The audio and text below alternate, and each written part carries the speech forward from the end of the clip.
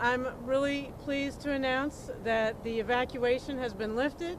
The people who had to evacuate can come home. The businesses can return.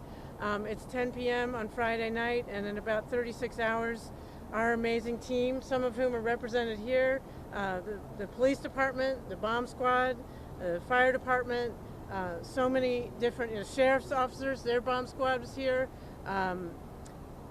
We're able to extract a lot of dynamite from this big metal box that was filled with a tangled mess. They did it manually by hand, risking their lives to save the people of our city, and they didn't get hurt.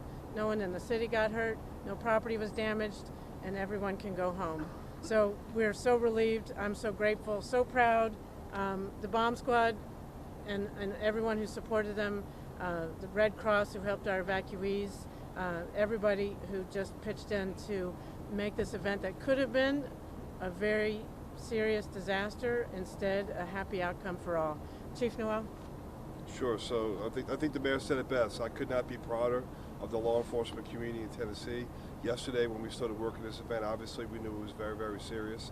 And our bomb team, the Knox County Sheriff's Office bomb team, and today the Metro Nashville Police Department's bomb squad came down and they worked this event.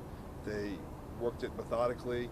They were able to use the robot to actually remove some of the dynamite from the box, but as they started working through that, the robot was not able to remove the dynamite from the box. So these people, these men and women behind me, removed that dynamite by hand.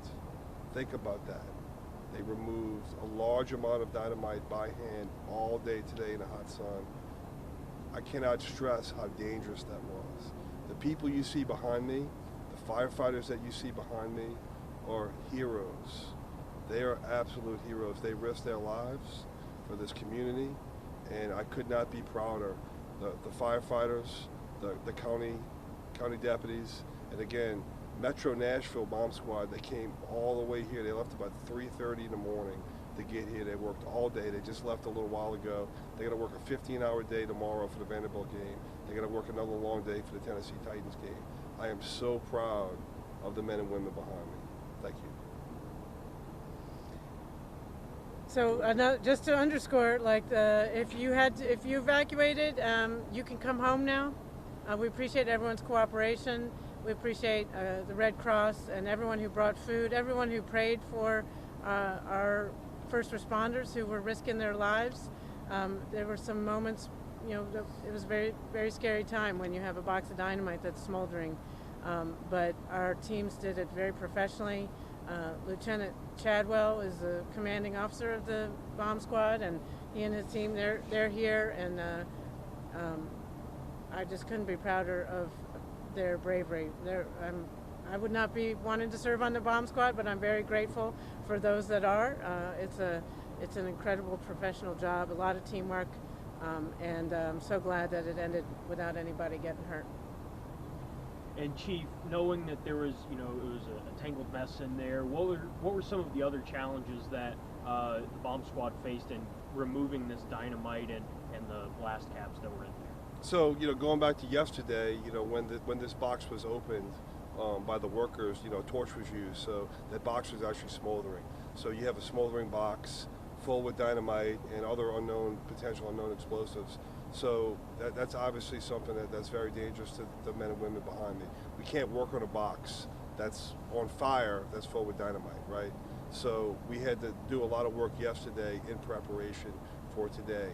We didn't work at night because it's not safe for these men and women who have to get really close to this. It's not safe for them to work at night, so we waited for the daytime.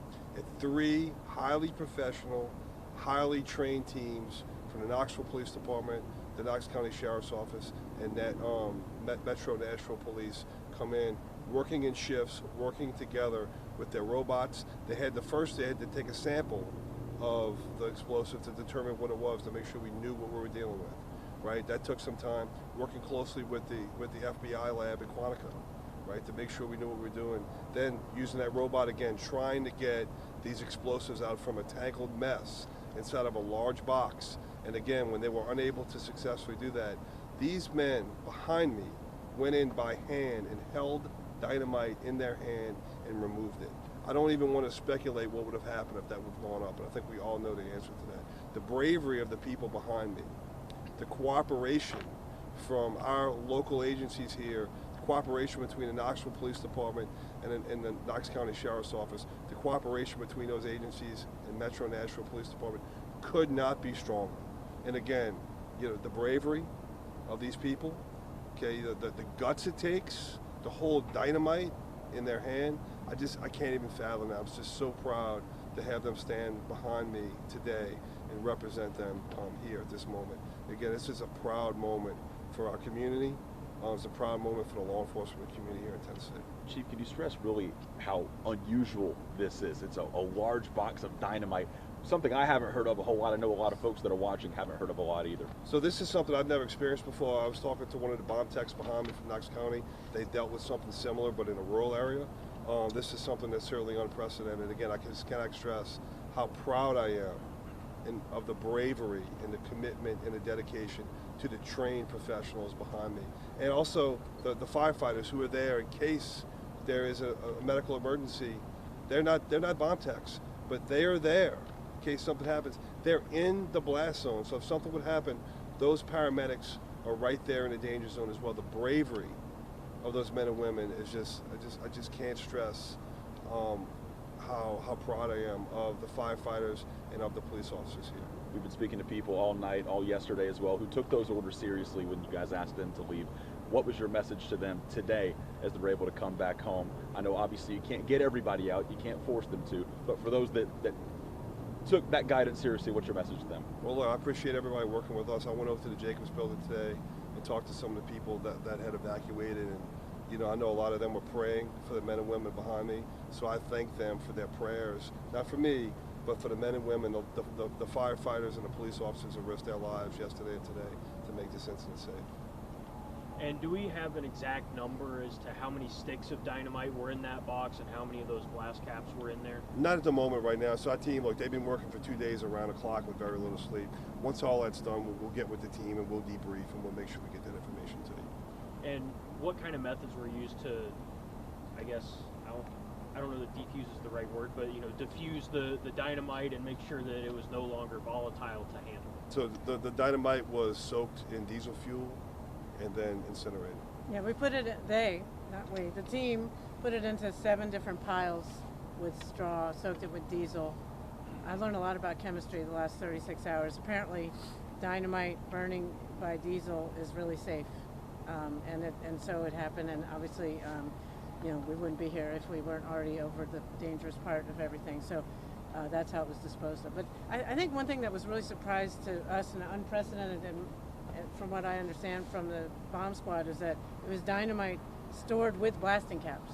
Like nobody stores dynamite with the caps. That was what it made it especially bizarre and dangerous. Thank you, guys. And welcome home, everybody who had to evacuate. Thank you for your patience, and our prayers have been answered, and we're really grateful for the heroic work of our team here and our bomb squads. Thank you.